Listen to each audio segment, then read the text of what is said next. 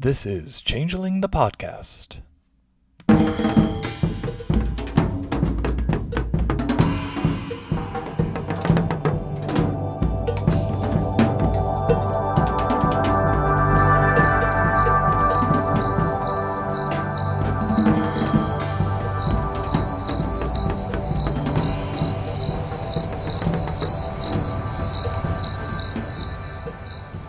Welcome to Changeling the podcast. Come for the glamour, stay for the vibes.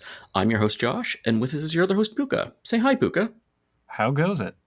What are we talking about today, Puka?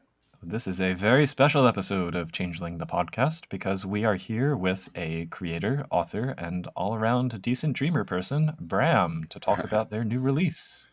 Hi, Bram. Hello. Thank you for having me. Long-time listener, first-time guest. Oh. It's always nice to know, like, when people are like, oh, I listen to your podcast. And it's like, wait, really? Yeah. So You're one of hundreds at this point. yeah. So yes, we are here to talk about the Gimme Shelter Player's Guide, which was released, I guess, a month ago as of this recording? April 4th. Oh, exactly. Yeah, exactly a month ago. Yeah. As of this recording. Yeah. And I should say, I noticed a while back when the Gimme Shelter Player's kit was released. So I was kind of primed, I suppose, for this one to come out, and I might throw in a question about that later on. But, Okay. so yes, the Gimme Shelter Player's Guide. Tell us about it. Well, this started about 4 years ago. During the pandemic, there was a little run where the Storytellers Vault were putting out main books kind of once a day. Started, I think, with Vampire Dark Ages and kind of went through every line with the 20th anniversary editions. And a friend of mine said that since we were all kind of locked down, I should do a chronicle called Gimme Shelter. And I thought, well, okay. That's how that started. I had been working on something prior to that, which was way too big. And by the time I kind of had that idea, combined it with the old idea, and it turned out into this massive thing called Siren Song, which Gimme Shelter is the beginning of. Goes all the way back to 1960s London, which is where that's set. And there's a Changeling book for each decade, 60s, 70s, 80s, 90s up. And the initial ones have a player's guide, storyteller's guide, and then a player's kit to go with it. And Okay. yeah, this is the beginning of all that. So we're waiting on the Storyteller's Guide for Yes. this. Yeah. The storyteller's guide will have the full, each year, 65, 66. Starts in the kind of spring, summer, depending on what the storyteller and troupe wants to do, all the way up through right to the moment of the resurgence. Dum, dum, dum. Right. So I have a question here, I guess, to start. Why London in particular for this? Well, it's just with I had to pick 7 different locations. I wanted to have kind of 7 places that it goes through. The story would start in London and finish off in Los Angeles. Okay. And well, back to Siren Song for a moment. I kind of write about things I'm going to write, if that makes sense, like a mad conversation with myself. And as I was going through that, I was trying to figure out, starting with vampires, what that kind of meant to me and like what I was trying to say with it. And the idea of denial kept coming up. They're denying their own nature, they're denying their lust for blood, they're denying this, denying that. And it just kind of struck me that it was funny how the White Wolf games kind of lined up with the Kubler-Ross method of grief recovery, where it starts with denial, right? And then I noticed that werewolf, anger, well, that kind of makes sense and brings us to mage for bargaining with, not to bring up Faust, but it just kind of kept going, and that left me with Changeling and acceptance.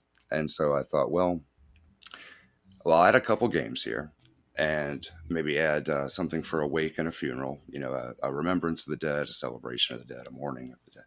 And then I also had to have the 7 games, which I have to make up 2 because there was only 5 initially. Mummies and demons. Well, mummies, and then we're going to do something a little different for the 2000s.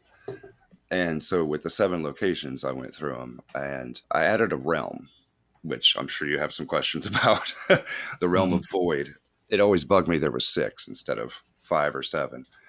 And I had played with that back in the 2000s, early 2000s of this realm. And I thought it would work really well here. And so what that left me with was the realms in Changeling of nature, scene, time, fey, actor, and prop. Now we add void, and it just kind of started to line up with different areas. So we have Appalachia, which represents nature in Siren Song. Chicago, which represents scene. That was kind of a default setting for White Wolf for a long time. And London became time. So, of course, Big Ben takes a big, visual hint for London. It's a good representation. You see that, automatically where you are. And I thought it might be a good place as any to actually kind of have started the She's retreat from the world and how they did that.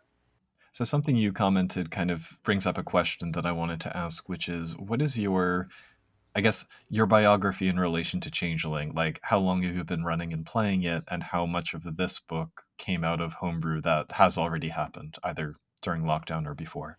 The first Changeling game I ran was the day it came out. Oh, wow.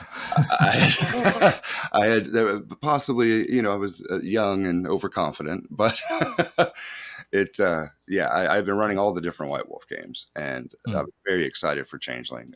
It was called Fairy when I got excited for it, but I already knew the storyteller system. I kind of knew the general format of the books, and I knew that I could kind of get away with the first session being character creation with maybe an hour of actual play at most, They got through character creation extremely quickly. Thank goodness they had a little mini adventure in the back of the book, which started us off in San Francisco. That's where the actual chronicle began, that this homebrew wound up, and the NPCs here were NPCs from that. And I kind of just flew by the seat of my pants. For those first few months, we were just about every day, 4 to 6 hours. Wow. Well, teenagers. Because it definitely seems like this book is rich with allusions to previous games. There are lots of Easter eggs to other Changeling books. And every time I came across one on any page, I was like, hey, there's that. Yeah, I tried. There should be just about every Changeling book that came out, at least officially, I threw something in there for it, either in the player's guide or the storyteller's guide. So I have one question about how we're not going to get too much into Siren Song, because this is the first, second book for it. But for storytellers or groups wanting to use Gimme Shelter, the future ones for other games, is that sort of going to be you end up playing different characters, but there's maybe tie-ins and callbacks to it, or is it the same characters through it? Or you could jump. Yeah. You could take the characters from Gimme Shelter and then go your character, if they survive, I guess. They could go on to the 70s Changeling book, which is called When the Levee Breaks, and that's set in Appalachia. Some of the characters three of the characters from Gimme Shelter wind up escaping to the United States. It's going to go into hiding, and you can follow them. You could take your Changelings over into Savior Machine, which is the mage version of this for the 1970s. It's set in 1977 New York, which is a bit of a fun place for Changelings in the 70s. Okay. So the idea is this could be used for... Do you think Gimme Shelter could work for other World of Darkness games? Oh, yeah. Yeah. In fact, there's... a big part of this is trying to tie in Changeling a little more with the other splats in the World of Darkness. Changeling kind of gets sidelined, it feels like sometimes, as that's the happy World of Darkness game, and I completely disagree. Yes, so do we. I mean, good heavens, if there was a terrible game. Not terrible, but terrifying. Yeah. There's moments of happiness, but that's true in all the games too, I think. So, but at some point you're going to have to question, am I just insane? Is this real? Is this worth it? Yeah. Yeah. Usually it is. Yeah. So it's, I wanted to tie them all together, bring a little bit more of the horrible aspects out, but at the same time, a little bit more of the whimsy, something that I tried to get across, not only in the player's guide, but definitely in the storyteller's guide, is you shouldn't try to go silly with this. You should try to go absurd, as in absurdism, as in, this represents something. You should be focused on the allegory of it most of the time. Yeah. Right on. So should we get into talking about the book proper? Yeah, let's do that. I immediately want to call out the phenomenal art direction and flavor of this book. Honestly, the graphic design with the retro elements and the font and color Yeah. usage. I think Like, all that like led to Puka and I like going, we need to do this book before yeah. we really read it. We're just like, no, we need to do this. It's also, there's a lot of really cool artwork. It reminded me in some ways of the art from the LARP books, like Shining Host and Shining Host Player's Guide, where it looks like you took kind of old photos and modified them in ways to make them Fey-ish. So how did you find and choose the different artistic elements that you did throughout? Because I was 10 out of 10 on that. Oh, thank you so much for that. Yeah, I worked pretty hard on that. I'm trying to get a good visual language for the whole thing. Well, the initial thing I did is I went back to just the 60s stuff, like looking at magazines from then, catalogs, advertising, that type of layout things. And then I would go through and look for the best public domain images I could find. Yeah. I think there's only one original photo, and that's in the introduction where I just piled up all the inspirations I had on my kitchen table and took a photo of it. It's kind of a callback to the first edition Changeling, where the intro was a desk with a bunch of stuff laid out. And yeah, I would do that. I would just take public domain images. Sometimes I'd alter them slightly, sometimes very little. Not much needed to be done. It's a very Fey looking era. It kind of absolutely. Changeling anyway. And like the 60s in particular, because I know we've talked about on this podcast before how the 60s are sort of an untapped era. I mean, both in the sense that it's just prior to the Resurgence, but then also because it is such a landmark decade in so many ways for culture and art and everything. I've played games that are set in like Summer of Love San Francisco, but Swinging 60s London is never something that I really tried. So this was kind of interesting to think about. Well, I guess the elephant in the room here is why, with San Francisco being practically the default setting for Changeling, and the Haight-Ashbury district, Summer of Love, the toy box is right there. Why wasn't it in San Francisco? And I don't know, London just spoke to me. I love London. And when I turned 18, I kind of bailed out of the United States for a while. And that's where I went. And a lot of the stuff in here is kind of based, obviously done up quite a bit, but based on my youthful adventures. But the idea that Carnaby Street, the fashion, this huge youth explosion, and all this stuff was just concentrated on this one little street. And it just seemed so, I don't know. I felt like it was untapped, and Changelings were the best ones to be able to actually enter into that period of time. Vampires would be restricted to the night, so you're not going to get half of the protests, day concerts, or whatever, I have to say, like, having more settings is just good too, like locations with more detail. Like San Francisco did get a bunch, so yeah. And London, it's gotten some good stuff. There's a London by Night for Victorian Age vampire, but that's 100 years ago. And I always felt like London should have had a more proper do up from White Wolf anyway, as far as a more modern setting. Yeah, there's just that small amount in Isle of the Mighty, basically, and that's Isle of the Mighty. There's some vampire stuff that was done, but it was all very short, and they hinted really cool stuff. Like there's great stories there,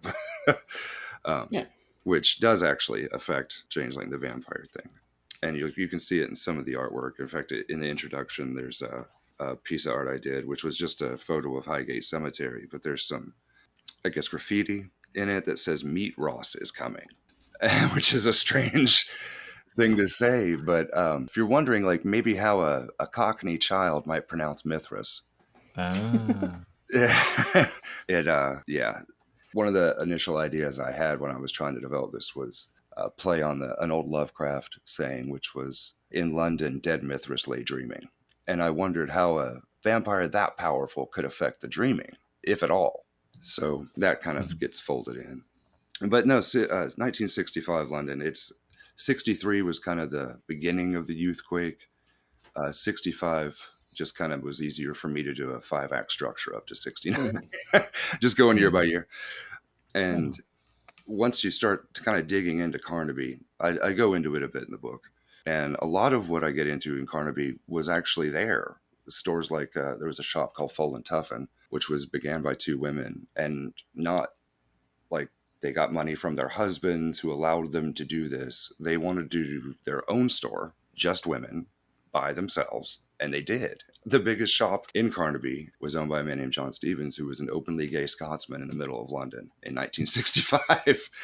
And so it seems such a welcoming, diverse, inclusive place, even though it is in the middle of 60s, in the middle of, the civil unrest wasn't quite as bad as it was in America. But I mean, they still had their own civil rights accomplishments. It's hard to find a country that didn't have something going on in the 60s like that. So just going into chapter by chapter a bit, so a lot of what you've just laid out is present in the first chapter. I mean, you do talk about Siren Song and the timeline and everything. I liked how you kind of go into this in-character discussion with, if I'm remembering correctly, a Slua who is important to the meta plot, imparting wisdom to his niece about like the different aspects of the world. And so it's all of the standard stuff we're used to with talking about Chimera and glamour and banality and the mists, but through that lens of how it would be explained in this setting, which I like. I'm curious with the dreaming in particular, because information has been somewhat inconsistent in the canon about how much access changelings of this era would have. So what's your take on the presence and the role of the dreaming in the life of these Kithane? The dreaming at this point in time is, you could look at it, maybe if you imagine it like a tree, it's got a few green leaves, but they're mostly brown. It's a very faint thing. It's kind of an out of the corner of your eye thing. It's not something so fantastic as you might find in say the 90s or even, more modern setting for it. It's on its last legs, to be sure. You said the tree metaphor, and California Dreaming immediately started playing in my head, because this is the kind of book that demands playlists. Yes. Yeah. So. Yes. It actually comes with two. Yeah. Music is woven all through this. Music was a very important part of my games back then, and I wanted to factor that in. Yeah. And it rolls out so easy, especially in this era. And you have a lot of really good notes in this first chapter just about inspirations, which I appreciated. Like, not just a list, but actual paragraphs about here's why this album is useful for getting into this setting. Yeah, like if you only do one, do this one. If you're, check out all these. Here's some game books. Yeah, I wanted to give some reasons actually as to why. And it was a little difficult, the player's guide, because I don't want to give away too much. I want them to come into it. But I thought it gave a pretty good kind of overview of the time and the aesthetic that I was going for. I don't think there's really guidance in here, but is there going to be guidance or whatever for sort of depicting the transition through the Resurgence for how it's different for changelings? Like, how would you? Well, yeah, in the Storyteller's Guide. Well, I don't. Okay. If you're just going to play Gimme Shelter, listeners, it's time to mute it for a moment. Well, we can at least, I don't think it's a spoiler to say the Resurgence happens. Like, seems... Yeah. It does. But what happens in the Resurgence is you'll notice there's lots of different house rules, and like the arts are different. Yeah. There's, just lots of differences. And all of those end immediately in 1969. Oh, okay. What you're left with is first edition Changeling World. Oh. In fact, when the levy breaks comes with bump cards to force it even further. Wait, are you including the different nature of the Arcadian She, or is that going too far? Oh yes, no. There's different from how the Arcadian She were in the first Dead Core book versus later. There was actually right. Yeah, that's in there. The revisions. Oh wow. Okay. I made part of the story. Oh, neat. So it's actually, I guess, first edition Changeling might be looked at as the player's fault, but when it happens, but it's so stacked towards the sheet. Mm-hmm. They kind of come off, and it seems like the world itself is saying these are your new masters, and that always just bugged the hell out of me. Like it, they use the term noblesse oblige in a book describing the she, and I didn't see a whole lot of that out of their behavior. Mm-hmm. So I wanted to say, okay, now why is that? I wanted to look at inconsistencies in the canon and say this isn't an inconsistency, it's a story we haven't told. Like, there's a reason for that contradiction. That explains a lot of my mechanical questions right there. So this is a dreaming that's kind of its own thing for now, and then that first edition flavor will be there through the 70s and the 80s. The 90s, I go revised, the big black hardcover. Revised or 2E? I guess it's second edition. I always called it revised. Yeah. It is a revision for sure. Yes. Yeah, and then a little easier in some cases. Some improvements. They got rid of some things that should have been gone. Oh, just a few. Yeah, I could make some complaints, but I'll stay out of that for now. We have a lot of stuff in our as you listened to me. Yeah, no, I know. you actually altered a couple things in here while listening to the podcast. That was nice. Brought some things to my attention that I didn't even realize was. But anyway, yeah, the dreaming that's presented in Gimme Shelter is very much its own thing. Okay. Although it'll be familiar, I think, to Changeling players. The only very small complaint that I have in Chapter 1 is that we get this lexicon at the end, and I don't see anything called out about Polari, which is one of my favorite linguistic things about mid-century England. But really, I'll okay. allow it. Yeah, it was. I had to tone that down quite a bit. A 6-page lexicon is ridiculous, and nobody's going to. Oh, I'm here for it. I thought a 2-page spread is enough. So, and most of those are actually words from the time, and some of them I added a little bit of Changeling to it. Like it might have already been a phrase or a word that was in use at the time, and I added a way that Changelings might use that word. I mean, I'm going to fold some of these into my daily vocabulary, so... Chunder is the greatest description ever. I knew that one. I grew up using that one. Some of these are like kind of already part of my vocabulary. I'm like, why is this in this book? This is just regular words. What are you talking about? Right. I'm like, maybe I have too much of a British exposure. Yeah. But there's like... a gink, which was at the time just an older person, maybe someone who's not with it or whatever, but using gink as a description for grumps for Changeling also as kind of a underhanded, thing, and just straight up making up some words like Quanter, which is a fae who's part of the mortal kind of mod scene and runs around with them. I think my favorite of these in terms of how it relates to Changeling is Lost the Plot for Bedlam. That's beautiful. Well, I mean, that is what it is. So then we get into Chapter 2, Time, History Chapter. Yeah.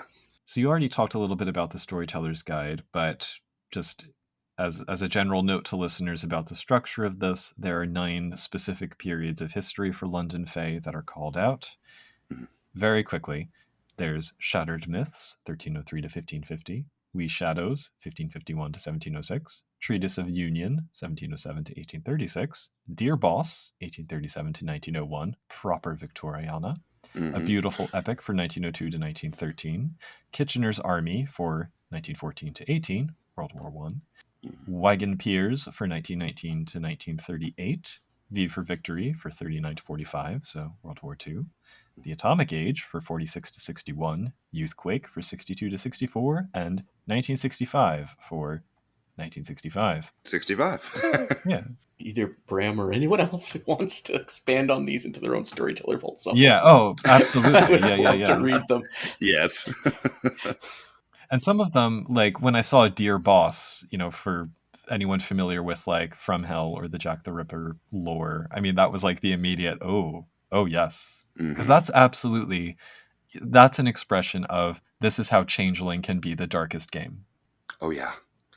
Yeah, well, Ripper's Alley is in C20. There's I guess it's Unseelie, they called it, but it's a rough little place where it's like I don't know if it's an imagining of Whitechapel from then, or just people's perception of Whitechapel and that kind of murdery, gaslit Victorian thing. But yeah, the story for the characters internally kind of goes back to the 1800s. Yeah.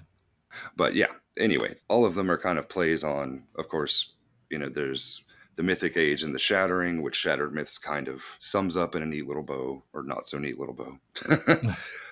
We Shadows is taken from Midsummer Night's Dream. The offenses. Yeah. if they have. He didn't say they did. He said if we have offended. They have not. I feel entitled to say that they did not, in fact, offend. Although you have a nice little spin on that later on as well. Well, yeah.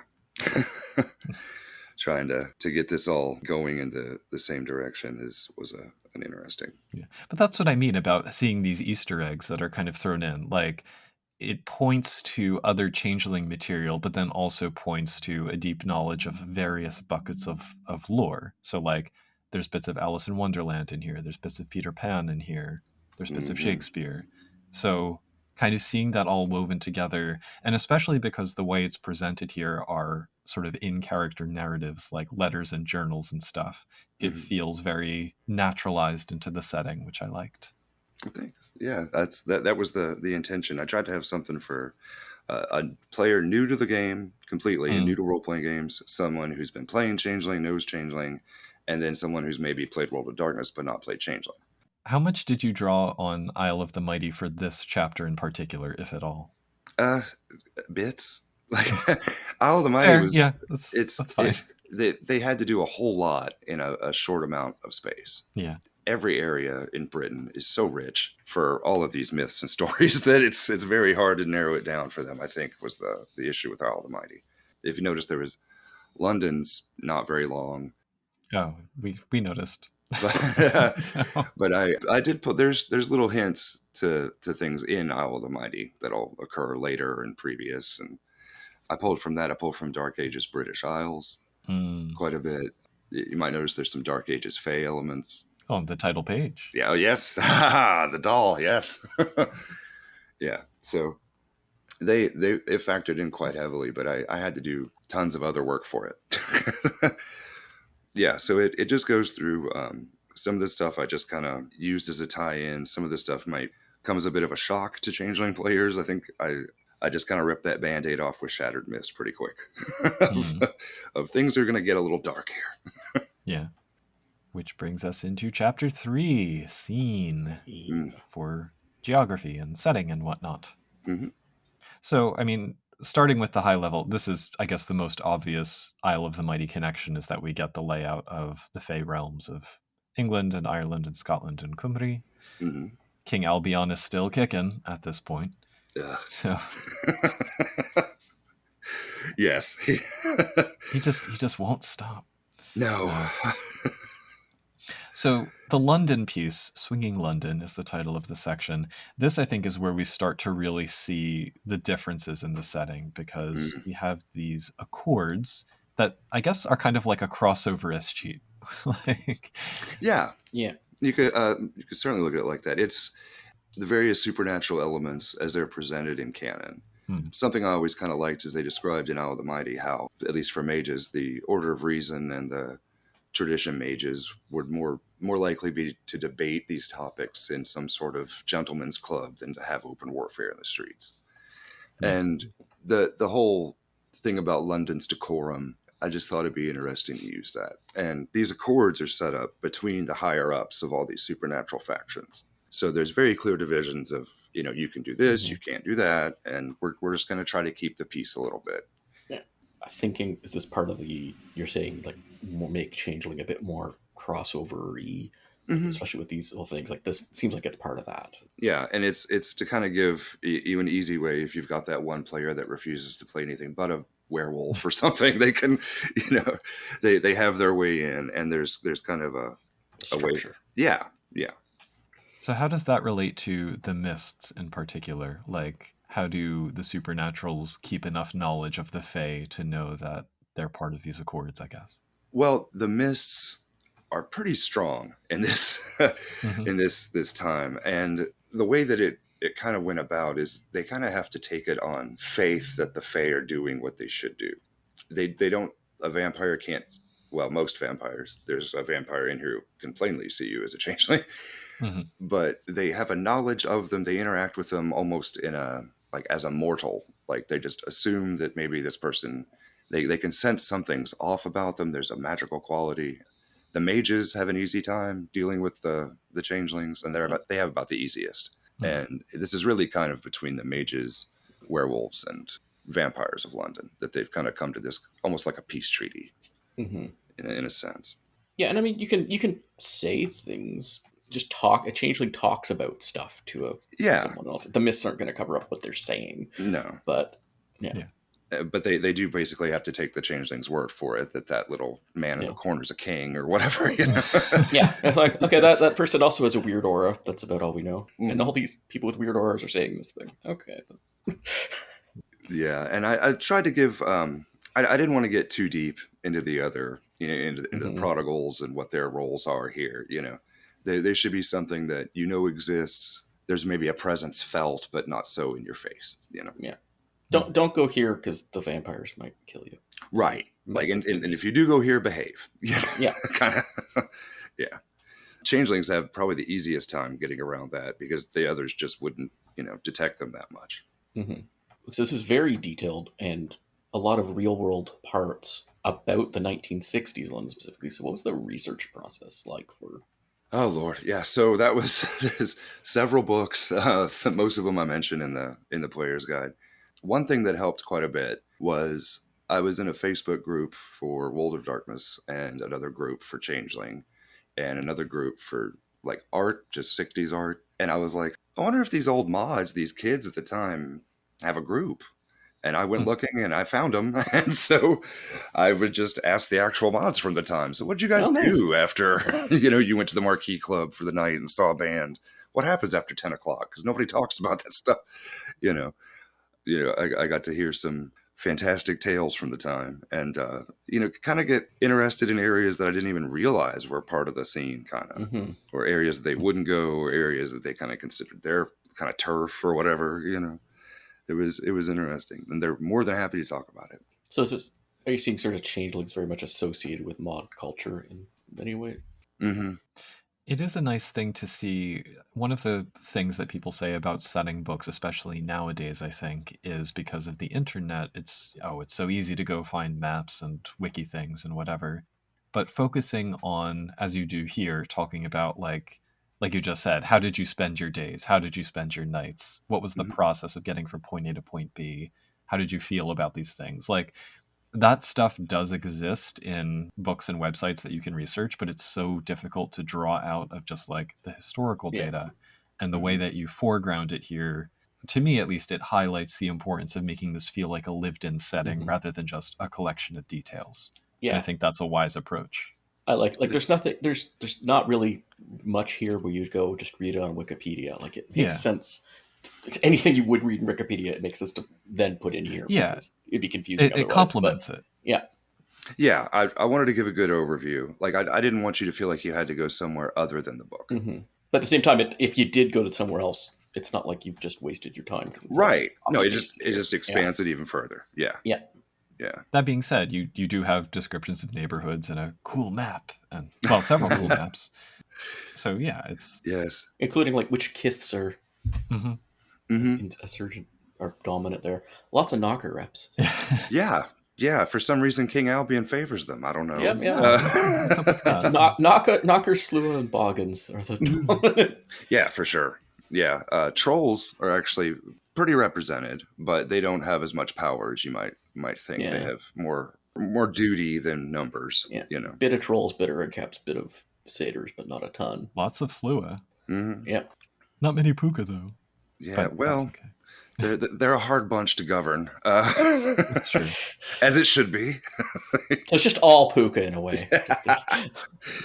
Yeah, but yeah. That's kind of what I wanted to do with the setting there for London, and I wanted to give players, where was your character from? Where did they grow up? Did they grow up working class south of the Thames? Did they grow up, in an affluent neighborhood and Kensington? Like what, Belgravia, right? Just give them a something to kind of latch their characters onto.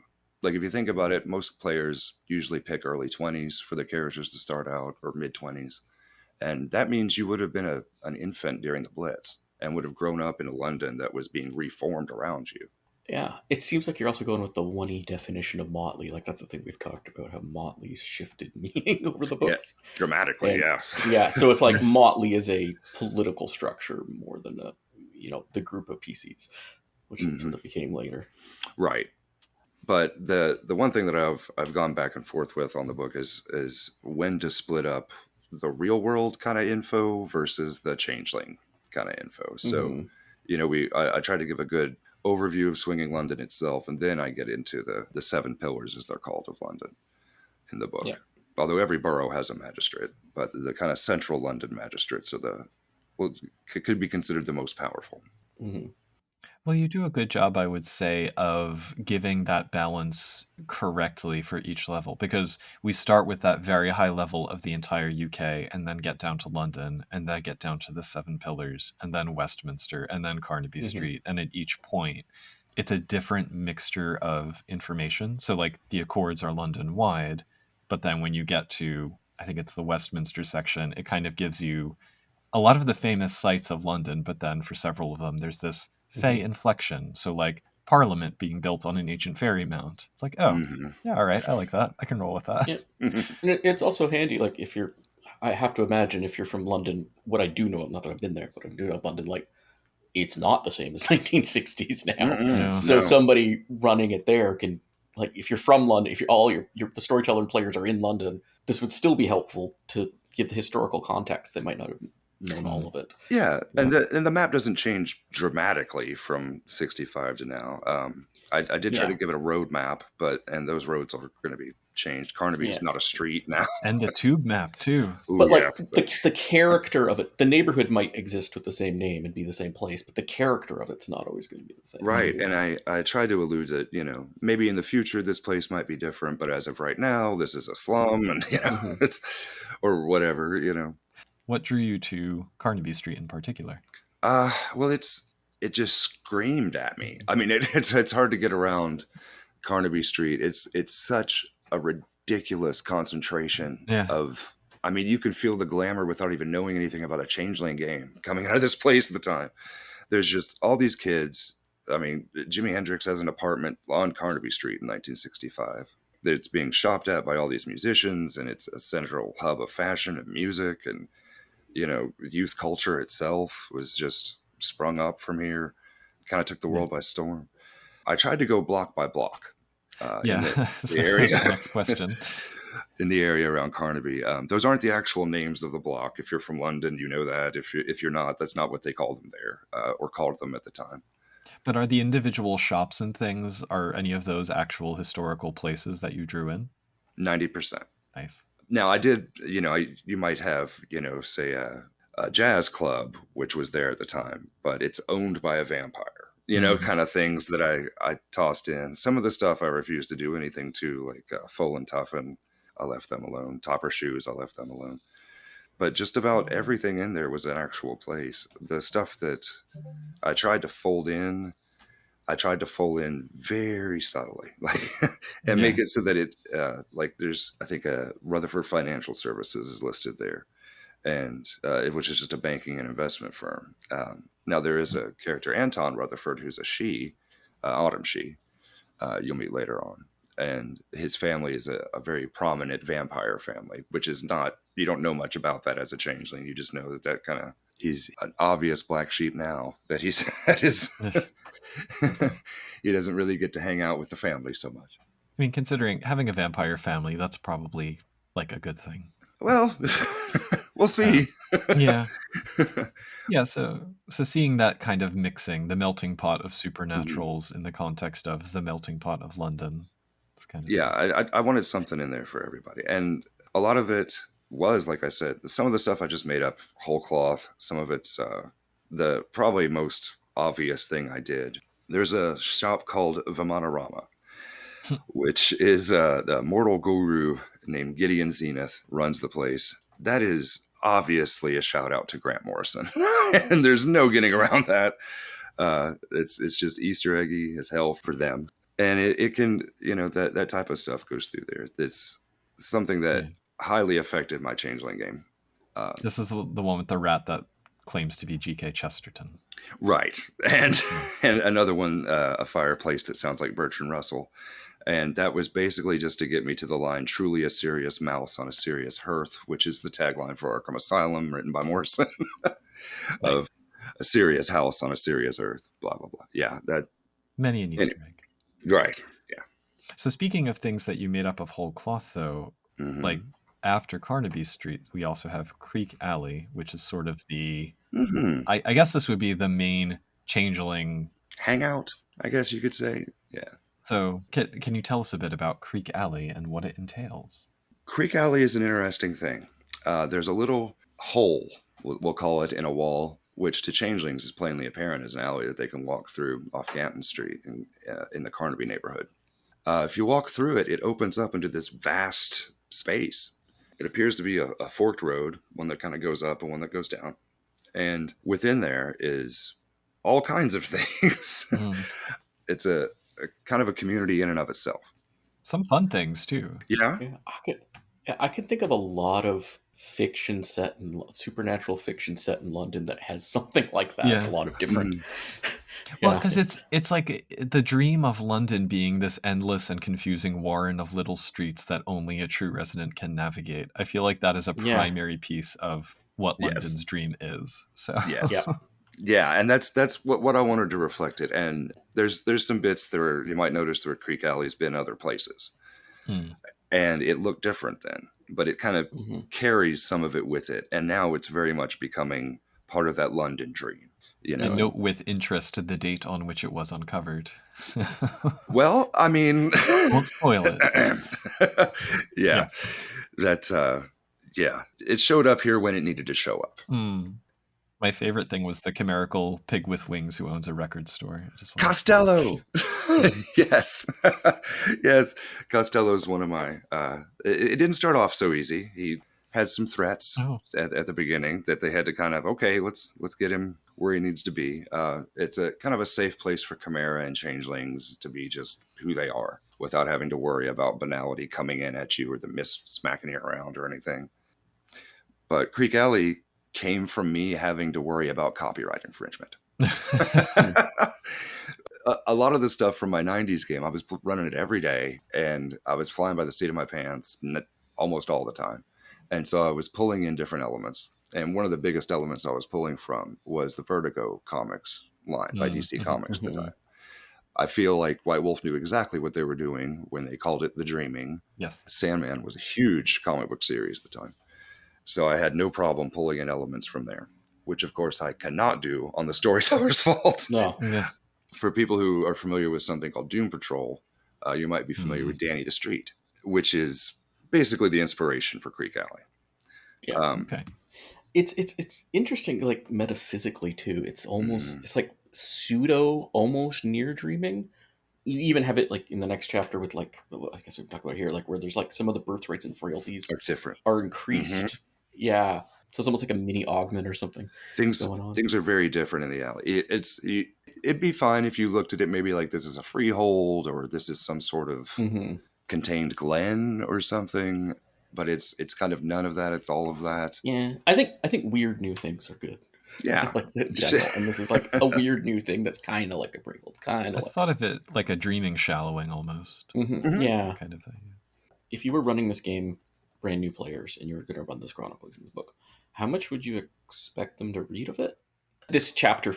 The setting. Oh, you wouldn't have to. Yeah, you could. Okay. You could come to it blank. You could come to it however. It's up to the player. Okay. Yeah, and just my advice is to, if something catches your interest, follow that, pull that thread. Like go after that. And there's things that might catch your interest which you might not realize why. There's a photograph of it's called Ichiku Park, which is a Small Faces song from the time. And this park it's interesting, a lot of fun for storytellers. I don't know how much fun for players, but there's a photograph of it, which if you look at the photograph, it might be kind of familiar because it's actually a photograph of the park from the opening scene of Labyrinth. And that's where a lot of this, I'm trying to pull, again, little Easter eggy things in. But you wouldn't have to read anything. But it's not like even your Changeling grew up in London doesn't mean you know all of London by any stretch. The Changeling aspects, And you could be completely new to Creek Alley, the first game. Who knows? And this is kind of set up so that the players can reference it while you're playing. So then we get to chapter 4, which is the Fae, giving insights into what the kits are like at this time and place. So in relation to the birthrights and frailties thing, what were your considerations, if any, for things like game balance or little to none? No. Okay.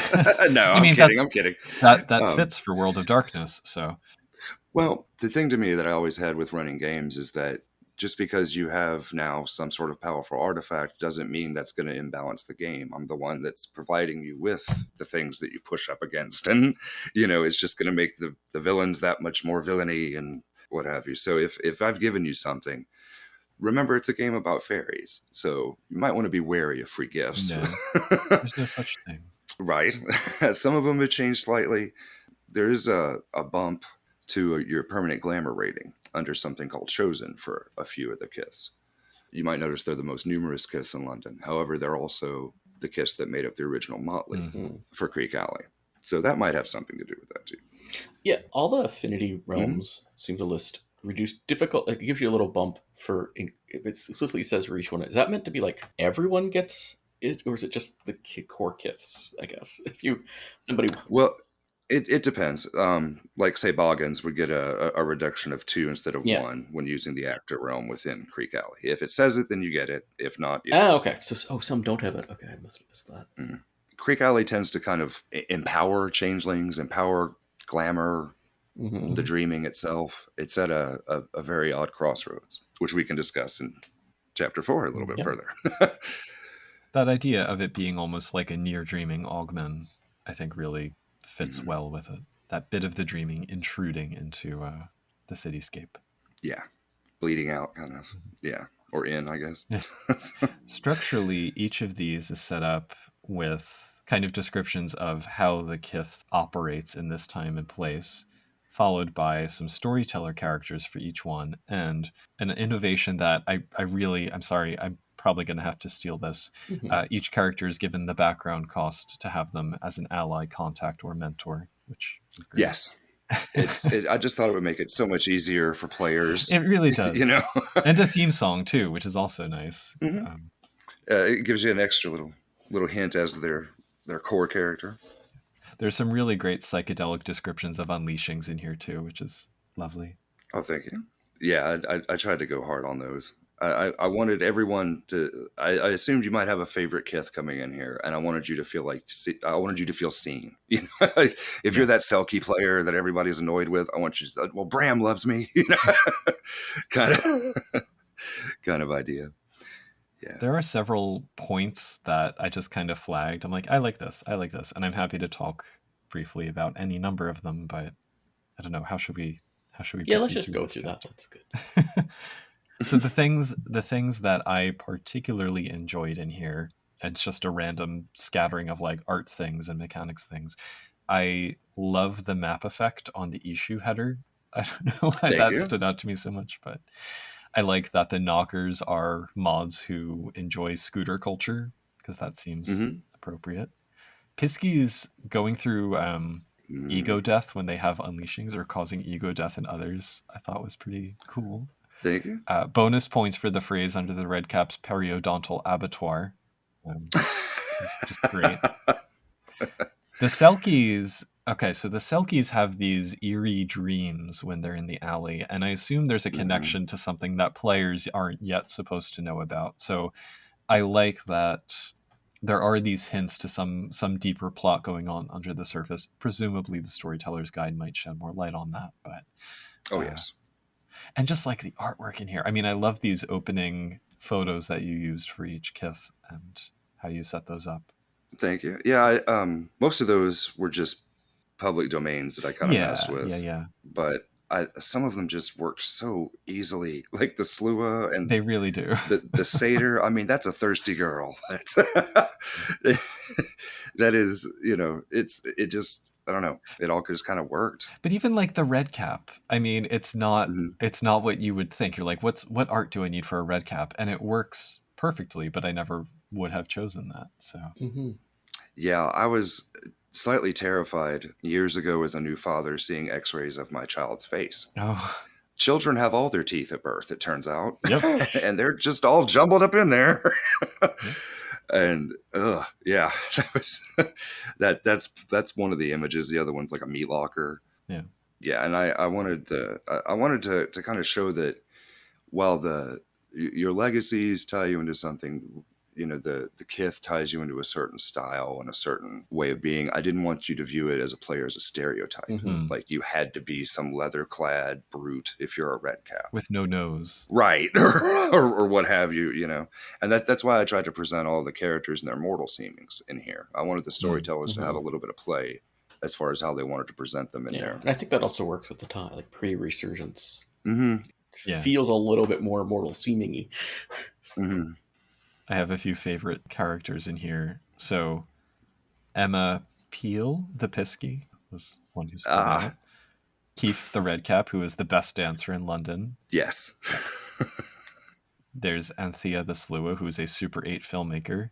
And Bridget the Troll, who I think is just Angela Lansbury, if I'm remembering correctly. She bears no legal resemblance to Angela Lansbury. But it's perfect. Like, that fits her character so perfectly. Yeah, it's. I think I was watching Bedknobs and Broomsticks at the time I was doing the trolls. The way I did this is I would put on some 60s movie, mute it, put on my headphones with 60s music, and just surround myself as much as I could. Yeah. There you go. And go. Yeah, I think having that Avenger as the other Avengers as a Pisky makes the kith make more sense to me. Yeah, the Piskies were they weren't part of the original one. And they changed a lot between the initial introduction and C20. So every time, yeah. I think Puka, you also helped me understand Piskies too. Yay. Yeah, I just this kith makes no sense to me, but now I finally am starting to get it. Yeah, I had to kind of find I had to come to a very decisive, I can't just let this go. I have to actually have an answer as to what the basis for all these things is, And so Piskies, I've found a very odd little way to go about it. But I think it works. I think it explains it pretty good, depending on where you've coming from with your knowledge of, if any at all. There's also other groups. I had mentioned to Josh actually on our last recording, because we were talking about Kinane in C20, and I was like, the Kinane rules in Gimme Shelter are rules that I think I would use. Yeah. They're basically the same. They're toned down just enough from C20, and that makes them work for me. None of this totally immune to the mists. That was right. That was a big... I do have one question about them. Is the idea that the fairy blood acts as their permanent glamour rating? No. Okay. They the fairy blood, I wanted to... Okay, so the glamour itself, how best to explain it? They can start with a point of glamour. Their fairy blood caps their glamour. Yeah. So if the fairy blood's 1, then that's where you're at with your glamour is going to be 1. Oh, it claps your permanent glamour too. Okay. Right. Yeah. So you can, if your fairy blood's 5, you might begin with 1, but you can spend experience or whatever, freebie points. Okay. Yeah. I saw it. It says because it caps your temporary glamour. And that was a bit confusing. Yeah. Oh, that might need to be maybe that was a previous version I do. A fix to be done by my part. Oh no, it says maximum rank. Okay, that was my confusing part. Okay, never mind. I made the mistake of reading you've done an update since the one I was reading, so I'm a little bit right. Yeah.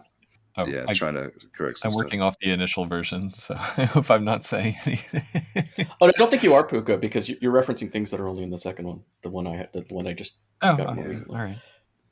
But one thing that bugged me about C20 is I didn't see any instruction on realms. Yeah. They explain arts for Kinane, but no realms. And I was like, well, they need realms to make the magic happen. Yeah, I thought it was just no restriction on realms, which is also...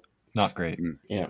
Yeah, I tried to give you a little... there's some wiggle room there, and you can get fairly powerful. I think the maximum rank, rather than the number of arts you can take, is a better...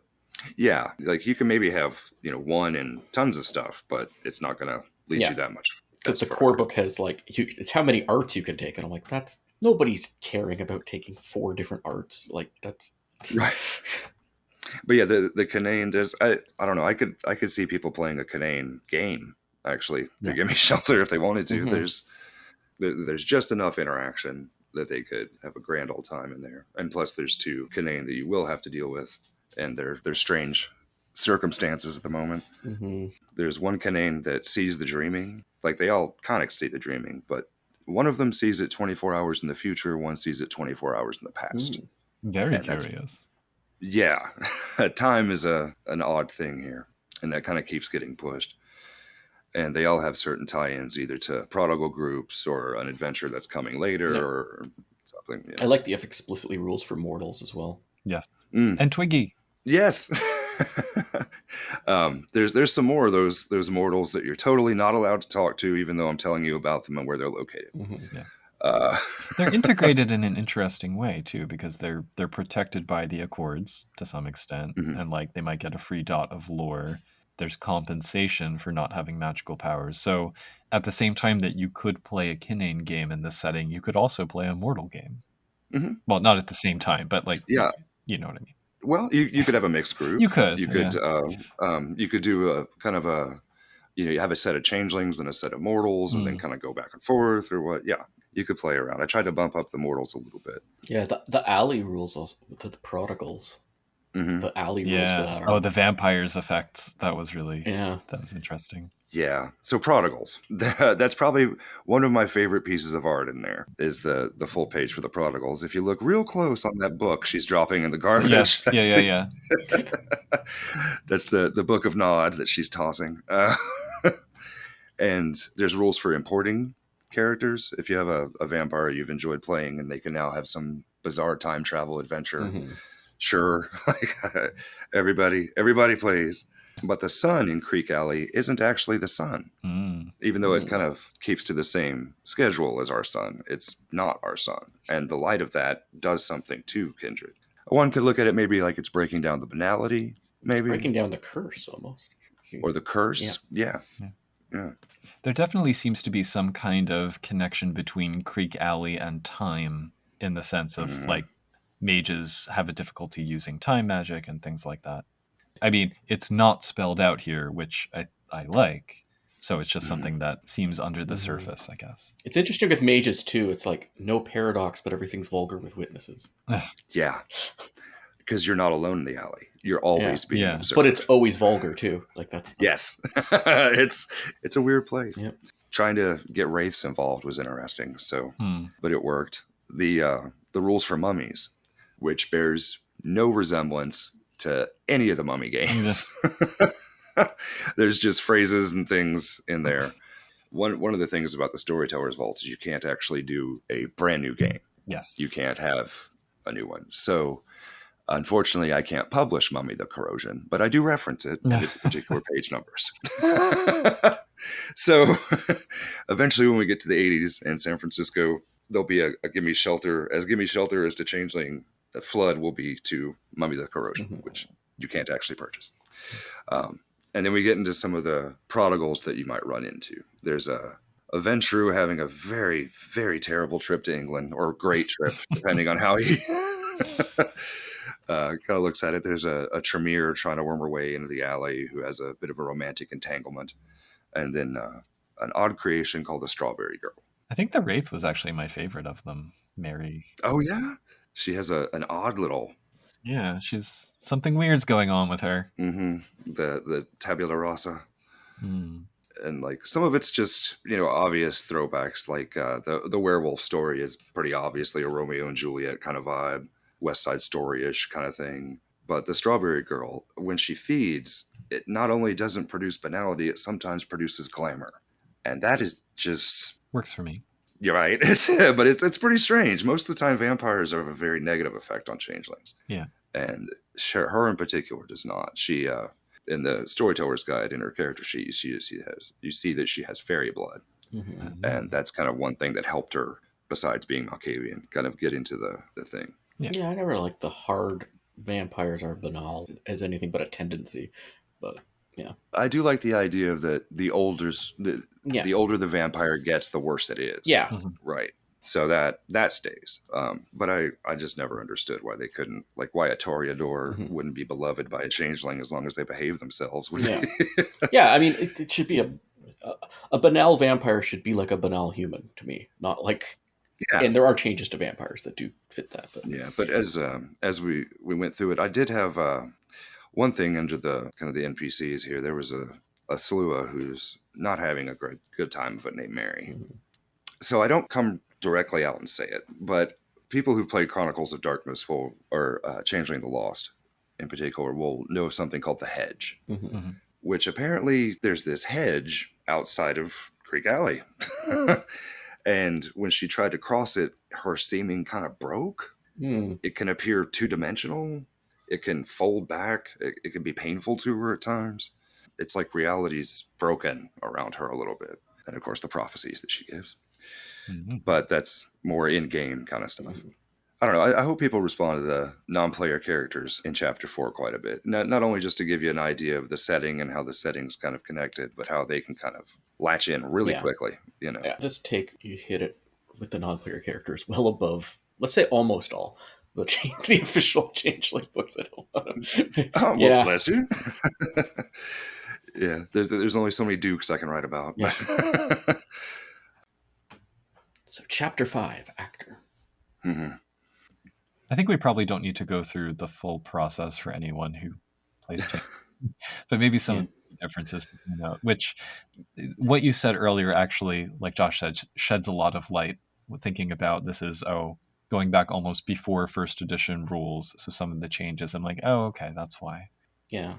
But some of the things that stood out to me are altered unleashing rules and no bunks. No bunks at all. Yeah. Some of the arts have some flavorful names that I liked. Some of the arts are pretty much exactly as they are in the main book. I just rewrote the entries. Some arts are very different. I think Autumn was quite different. Yeah, that one, all the seasonals I spent a little time on. Autumn actually has my favorite art in the whole book that I did. Yeah. I think that one captures it the best. Increasing the cost of holdings makes a lot of sense. Yeah, they're a lot more rare here. But also new backgrounds. Mm-hmm. Library. Yeah. Library needed to be in Changeling. That's been in some other World of Darkness games. It's like Changeling needed it. I think so. Yeah, it was in Dark Ages. It's a little more expensive, but yeah, that needed to be in there. Influence, just mortal world influence for some reason is usually left out. Yeah, that's like, it's the only one in there would be the only time I've seen that was in the LARP rules. So. Right? It's odd. It's strange. Yeah. I think it's because it comes down to, as backgrounds multiply, but the number of points you get to spend on them doesn't change. It gets harder and harder to hash it out. But yeah. Well, the way I was kind of looking at it is that the editions of Changeling are very much designed for Changeling and their world.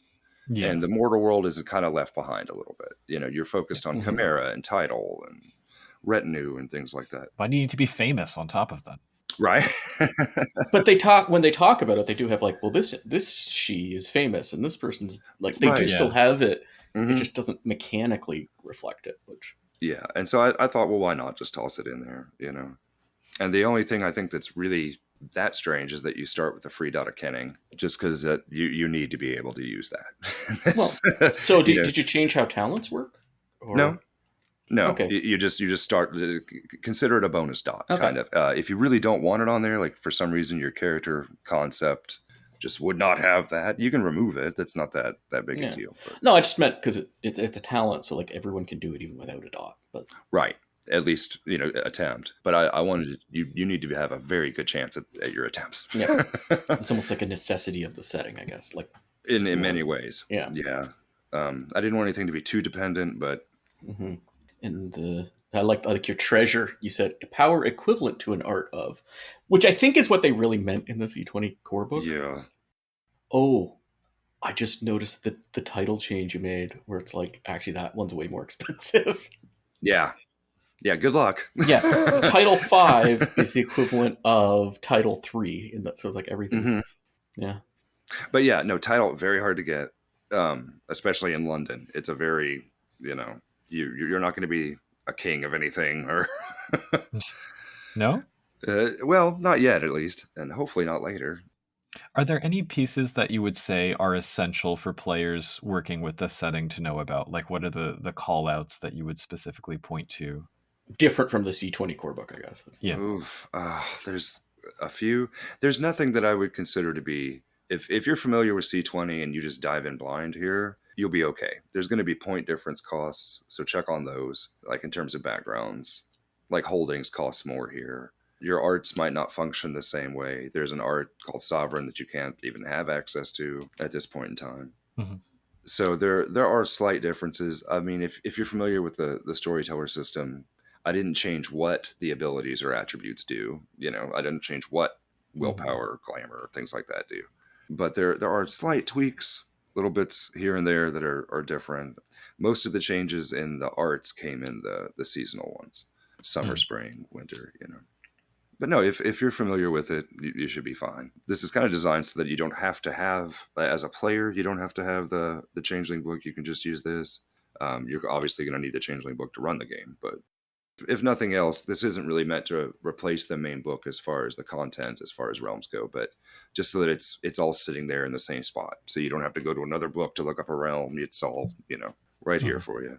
And there's some things, like under glamour, there's something called, you can pop a mortal. I loved that. Yeah, where you can... Because we just did our recording on changes in C20 and how frustrated we both are by what they did to enchantment. Yeah. This is nice to bring back.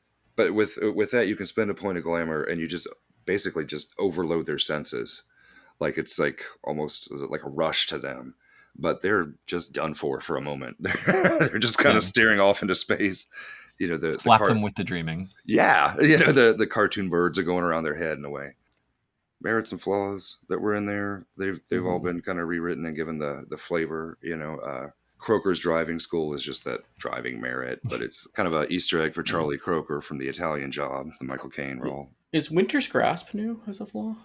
I can't remember if it's in Changeling, but it is a flaw that is in the World of Darkness. I think it's called something else. But some of them I pulled from other ones. I feel like it's in Mage, but I can't remember what it's called. I think it might be like Psychic Vampire or something. Something like that. I think it works here thematically. Yeah, it's similar to that, but I tried to flavor it a bit more, bringing you back to like the idea of seasonal courts from 1,000 years ago. And then everything else is pretty standard, come up with your history, come up with, what you look like, and maybe a quote for your character or whatever. So do you want to go on to chapter 6? Prop. The items and whatnot. I love your money explanation of pre-decimal currency UK. God. It's very handy. Such a headache. Why would you not base it on 10? Like, why? What is this even? Yeah. I mean, the US does that for measuring money, but for measuring things. So, but I mean, it was hard for me to grasp coming into it in the mid 90s as a teenager when I jumped over there, just understanding. There's even like the first episode of Doctor Who was set during decimal currency, and there's a Time Lord who's having trouble understanding the pre-decimal currency. Yeah, well, they had a big shift going on at the time. With this, and I there's a table for money, like just for money and how it works, and But I think it's a short little thing, but I did want to explain. I kind of took the easy way out with Dross and just let Dross be Dross and have to re-explain all this other stuff. But yeah, that was a weird one. I think I got it as concise as I could. I mean, it's only 2 or 3 paragraphs, I think. And no, it's handy though for somebody trying to. Yeah, it's a nice little detail of like, this is a very strange. It's going to be strange even for anyone. Unless your Changeling players or a storyteller are much older than the average Changeling player or storyteller. They're just as useful as the mod culture and other historical. Well, on that particular note, so I mean, we get like chimerical creation and armor and weapons and companions and stuff, but my hands down favorite part of this chapter is the fashion/faction. Yay. I don't know what to call them. I was about to call them lore sheets, and I'm like, no, that's not the right word. But this was beautiful, and I loved it. Just kind of describing what each of these subcultures looks like and how they behave, and kind of drawing the lines between them. Yeah. Really cool to tie it into Streetwise as well. It's an extra level of extra direction of splats for you to change. Yeah, exactly. Yeah. But would also work for other games too. Like right. A vampire would care just as much about this. Yeah, and they, it's kind of a soft, like in Gimme Shelter, there's hippies in 1965 London, which there wasn't really.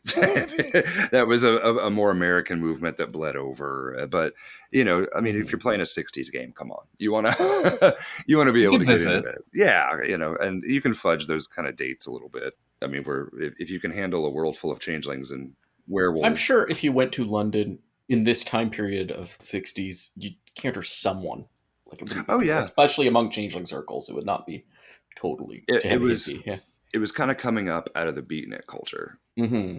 And there's in the Storyteller's Guide, I provided some other factions too, some smaller factions, beatniks and teddy boys and whatnot. Was this Rude Boys? Was that later? Well, kinda. There's a huge immigration coming in. Oh wait, that'd be more Manchester than London anyway. Yeah, a little north of there. Yeah. But the British culture kind of bleeds out once it leaves the UK and kind of all morphs into one thing, and everybody assumes that's all in London. So I did want to have something where your assumptions aren't totally wrong here. Although I would like to apologize for that gentleman who I plainly called a square from a public domain. For all I know, he has a wild night. I don't know. That's just his work clothes. Yeah. Yeah. It's his mortal seeming. Right. But within those, you can kind of see some hints about the artwork. Like there's these kind of like dotty, ink blotty things coming off the square, which kind of supposed to represent banality. The hippie has a weird little psychedelic colors coming off her, It gave me shades of SLC Punk, where they're talking about the different sort of groups. One of my favorite movies. Yes. Yeah. At first it had a lot more to it, where you'd get, points to spend on this or that. But I basically realized that I was just creating a lore sheet, if you're familiar with the 5th edition of Vampire. Yeah. And I was like, well, okay. That was the vibe I felt, and I was like, oh, no, wait. Yeah, right, but there's no points. It's just you could just kind of pick this, and this is what's going on. Although I would advise you to flavor your contacts and allies for that kind of type thing. Although I'm sure there's someone who could move between the worlds too, like switching, like fashion switching, depending on the context. Especially with the squares. That's right. Like you could just drop it and be in that. Yeah. Drums. They have square and one up. But yeah, that whole section, I kind of wanted to give you a little more, insight, a little way into your player character as far as who they've joined up with, if they have joined up with anyone. You don't have to, but it's there if you want to. Then we get some treasures, some vehicles. I love these. I liked the Glex because they're omniliterate sunglasses, I guess would be right. Description. And the pinball machine. Oh, the pinball machine is that might be my favorite of the treasures. There was someone who was key to Changeling's development, Jackie Casada, who passed away during this, the creation of Gimme Shelter. So I came up with Agent Jack Cassidy, who is plainly hello to Jackie, including Jack Cassidy's lover, Nikita of the Russian Execution Agency, REA, Nikki Ray, right? Like it's that type of thing. There's a little shout out to all the original Changeling people in there and the C20 people too. And I did what I could. But I did add something in with the treasures called Rarity. Yes, which is a useful, similar to having the background ratings for the different storyteller characters. This is helpful so that not everyone is trying to take these treasures. Yeah, and it's just like a level 1 with like super rare. Yeah. The Eye of Hypnos. There's only one in existence, but it is a level 1. It's a level 1 treasure, but it's the only one of its kind. And then there's also a level 1 treasure that there's hundreds. Like everybody in the group can have one. Your allies and contacts have them. Because they facilitate telling the story as well, like the coins that allow mortals into the alley. It's like, well, yeah, if you're going to have mortals in your game, you need an explanation for how they're able to get in. So yeah, it kind of removes a lot of the issues with them being able to see into the dreaming and stuff. If you have a mixed group, you can just pop one of these coins over to them, and it is tied into the story very heavily. All the coins are from 1888, which. We know it was a pretty big year in London. There are a couple treasures. The two last one, the penny farthing, which is that one was fun too. A reference to The Prisoner, one of my favorite shows ever, which was highly influential here. The crown of thorns that you just can't take. Yeah, no, but it's here. I just wanted you to be aware of it. There's something terrible, terrible, terrible in London. But it must be fine now, because nobody's looking for it, so everything's okay.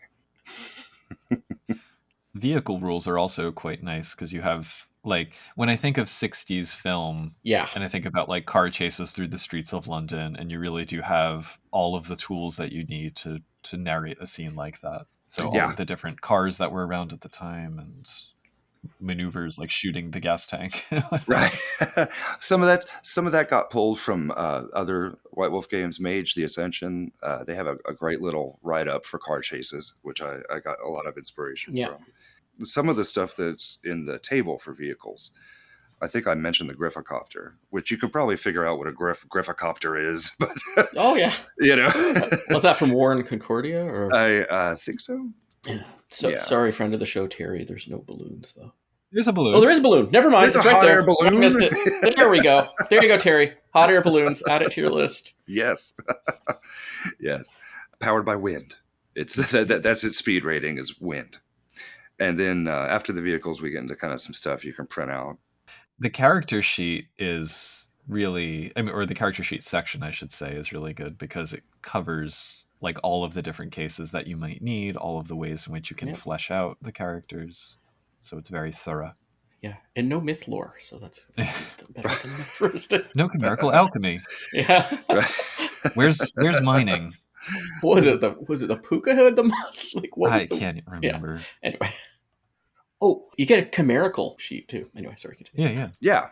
There's a sheet for your companion to work them up if you want. There's there's something I did way back in the day because I was having to make photocopies constantly, which was they would eventually they would start erasing through their sheets when it came to the glamour, willpower, health levels section. So I just gave that its own sheet and made those much bigger. And so you could just replace your combat sheet over time and your main sheet's going to be fine. There was an innovation, it's not on this, but that some of the Mr. Gone's character sheets for Exalted 2nd Edition had was places along the side to put paper clips to move them up and down for things that change a lot. And that was like, because if you know Exalted, like they have these moat things that are like, you can spend like 20 at a time and stuff. So like moving those up and down was way, way handier than constantly adding and erasing. And so the themes worksheet. Yes. That was for music. Music's being used in the game quite a bit. Oh, that kind of theme. Yeah. Your storyteller might change those things. So if they do, there is kind of a standard one that's given in the Storyteller's Guide. But you might not like those songs or bands or whatever. That might not work for your group. So whatever it is, this is going to be, music is very tied into this. It doesn't have to be, but just in case they're going all in, then they're here. And you can see what some of the other kind of factions like the Banque Piquet, which are mentioned previously in that, are these kind of clockwork guards, cops / artillery kind of things that King Albion's constructed and is using to make sure everything runs the way he wants it to in London, which isn't exactly always going to be meshing well with the players. But yeah, I tried to expand that out. You've mentioned him. So I was talking with Chris to see if we can't do something with the character sheets and the players' kits, not only for Gimme Shelter, but the other ones going forward. Might as well use this opportunity to shout out, if you are not currently supporting Mr. Gone on the Storytellers Vault and his wonderful, wonderful work for the community for the last 25 years, please do so. Yes. Links in the show notes. If the 20th anniversary versus 5th edition ever came to actual violence, I'm pretty sure he is the only person who could bring us peace. He's the only person who could unite us all. Or survive the... or survive, yeah. Yep. The last chapter is a bit of a strange one. Yeah. Do you want to say anything about it? Is it enough to say that it is the poem Ode to the West Wind by Percy Bysshe Shelley and... let players read into that what they will? Yeah. You could look at it almost like most White Wolf books. Mine are conspicuously absent here, but they begin with a bit of fiction. Yes. Maybe an opening short story, and this is my version of that. They do sometimes end with a bit of mystery too. So. And this will, it's the poem. There's no difference. It's the actual Percy Shelley Ode to the West Wind. It's short, but it says quite a bit, I think, for the setting. And you can see a single photograph. Yeah, which very calls out to the first edition core book, I think. that was I was trying to kind of I loved that introduction. That's my favorite introduction in all of the old White Wolf games was the Changeling one. The way they did the photos, the letters, and the different objects, and like everything. Dr. had Julian meaning. Bashir. Yeah, like this is, I love it. But yeah, that particular photo was fun. That's part of it came from a home catalog for the tea service set. Then I got on eBay and found a British Airways ticket from 1969. Then I had to go back and get a Polaroid and then find a photo that was in the public domain of what that's obvious. Well, I don't know if it's obvious, but that's a photo of a place in California, the Malibu Pier there in California, which hints of what's to come. Mm-hmm. California dreaming. So thus endeth the book. I'm excited to see what else comes down the pike for this setting, because it is one of my favorite time periods, especially since we read Anthology of Dreams, and there's a story in there that's set just before the Resurgence. I really want to see more 60s stuff, and this is clearly a lived-in world with a lot of things to consider. The mood and the art is enough to draw me into the setting, but what kind of feedback or response are you hoping for this book? Like, what do you want people to approach it with and get out of it, I guess? Well, the theme and mood, as I set it up, it kind of combines time and acceptance. And so it's going to have to be you accepting time. Changeling, it's more than the others, I think, is set up for that. You could look at it like you should create a childling, which will then become a wilder, which will then become a grump, which will then eventually pass. And then we come back to childling, and, the cycle continues. I wanted people to get a feeling like this was a very home place. Like I almost wanted them to really, really miss this once 1969 happens. Okay. But I also wanted this to feel, particularly with the player's guide, that even if you didn't want to run a chronicle that would end with the Resurgence, you could just pick up the Gimme Shelter's player's guide and have a fairly decent London setting, at least to begin with. The entirety of London isn't fleshed out, but you could use it like a setting book as a storyteller. And, I would hope that everybody, I don't know, I just want to see people play it. That's what I'm really interested in. I want to see somebody who, the groups that take it and do their own little spin with it. And yeah, I'm excited for that. And hopefully they'll stick around for the rest of Siren Song. So. Josh, did you have any other? No, I mean, also, the back, we forgot to mention, the back cover definitely does what it says on the tin. Yeah. Yeah, that was the hardest part to write of the book, honestly. Yeah, I believe it. That proved the most difficult thing was to just write the back of the book. I feel like you might be asking for trouble, though, to use the phrase "the antediluvian gates of Arcadia." Oh yeah, no, I'm picking that fight most particularly on purpose. All right. Antediluvian gates of Arcadia. In fact, there's a little bit in the intro when Wilton is writing to his niece and he's describing banality.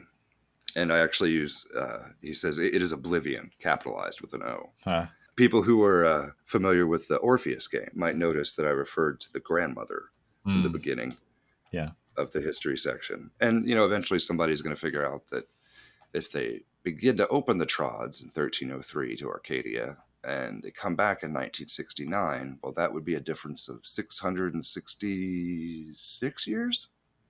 How very curious. So there's other stuff involved, right?